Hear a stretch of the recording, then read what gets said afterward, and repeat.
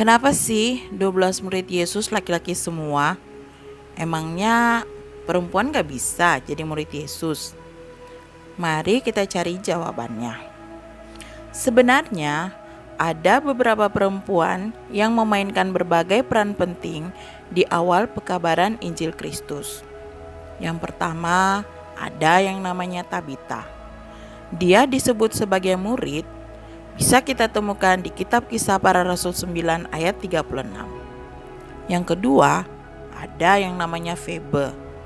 Dia seorang diaken loh, dan juga dia disebut sebagai orang kudus. Bisa kita baca di surat Roma 16 ayat 1 dan 2.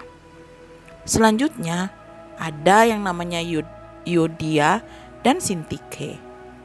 Kedua perempuan ini berjuang dalam pekabaran Injil dengan Rasul Paulus. Kita bisa baca kisah mereka di Filipi 4 ayat 2 dan 3. Selain mereka-mereka itu, kita juga pasti pernah mendengar kisah para perempuan yang ikut dianiaya karena mengikuti Yesus dan turut menyumbang dalam pelayanannya.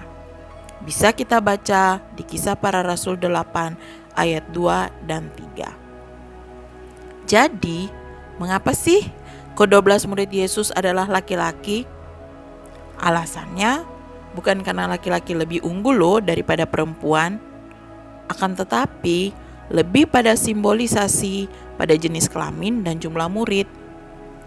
Ke-12 murid Yesus mewakili 12 anak laki-laki Yakub yang merupakan asal suku-suku Israel.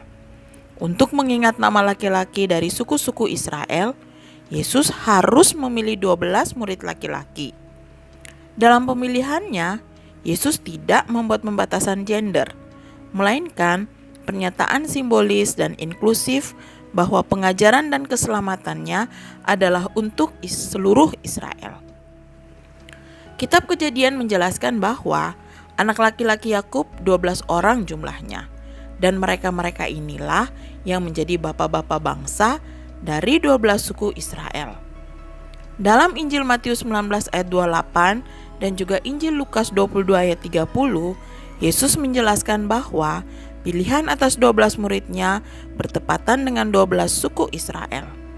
Perjanjian Baru menggarisbawahi hubungan antara putra-putra Yakub dengan 12 laki-laki murid Yesus. Jadi ya, sebagai penutup, bisa kita simpulkan bersama bahwa murid-murid yang dipilih adalah laki-laki. Tidak ada hubungannya dengan alasan perbedaan fisik antara laki-laki dan perempuan. Akan tetapi, Yesus memilih 12 murid untuk mewakili 12 putra Yakub dan untuk menyatakan misi mesianiknya untuk menyatukan kembali 12 suku Israel yang tercerai-berai serta menjadikan semua bangsa menjadi muridnya. Demikian penjelasannya.